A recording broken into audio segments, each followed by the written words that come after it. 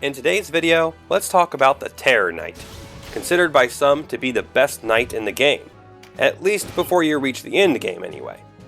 So to find out if the Terror Knight truly is that awesome, I decided to do a little research comparing the 3 knights that everyone, no matter your route through the game, is likely to have before the final chapter: the Knight, Terror Knight, and White Knight.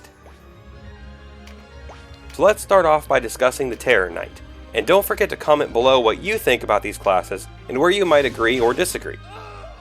The Terror Knight is definitely one of the cooler looking classes in my opinion, and it backs up those scary looks with some powerful skills and abilities. First, the Terror Knight's main draw, I'd say, is their Lament of the Dead and Fearful Strike abilities. If you aren't familiar with these, they both instill the Frightened status on enemies, reducing both their attack and defense values by 15%.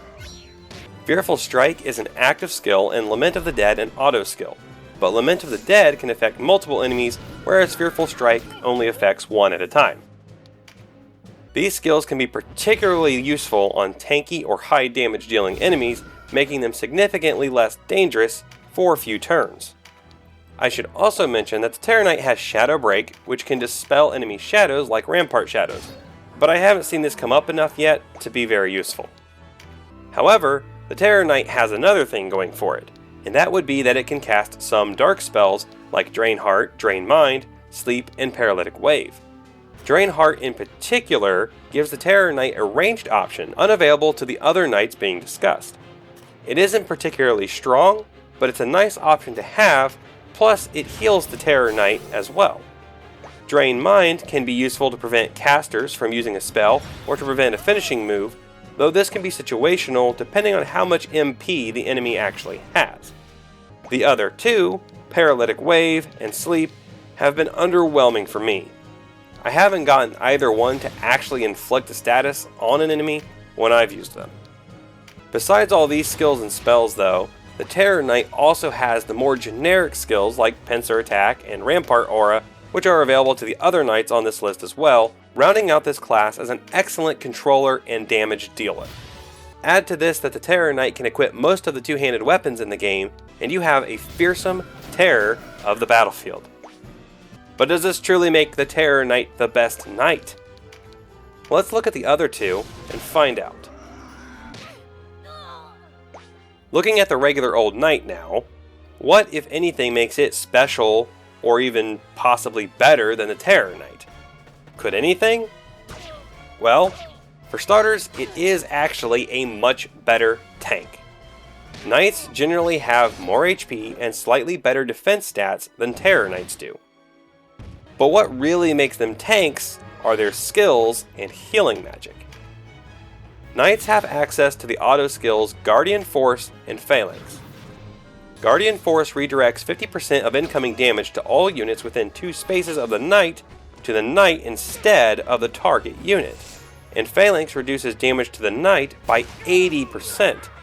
Add to these skills the ability to cast healing magic, and the knight can soak up a ton of damage that otherwise would have hit the rest of your party.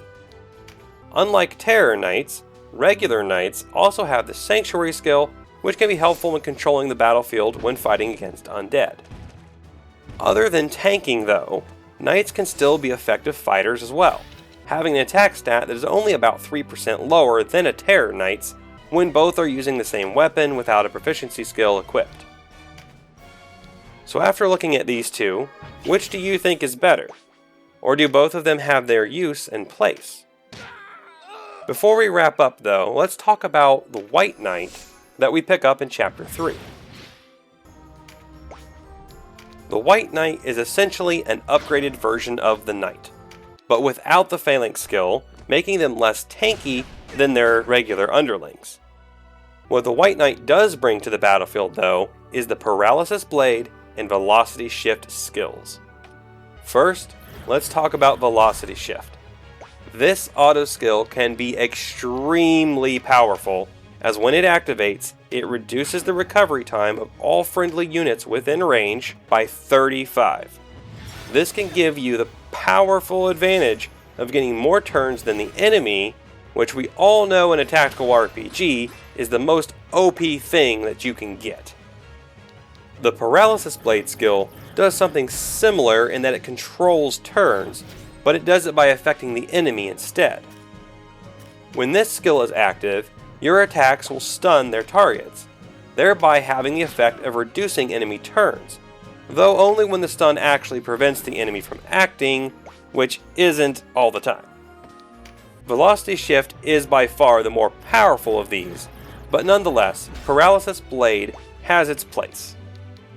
The White Knight is also a better controller than the other two knights because of the skills I just mentioned, but also because of its ability to use Rampart and Sanctuary Shadow, along with the regular Rampart and Sanctuary skills as well.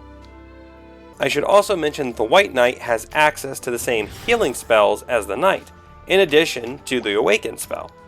So while not quite as tanky as the Knight, the White Knight still has a lot of longevity available to it through healing spells.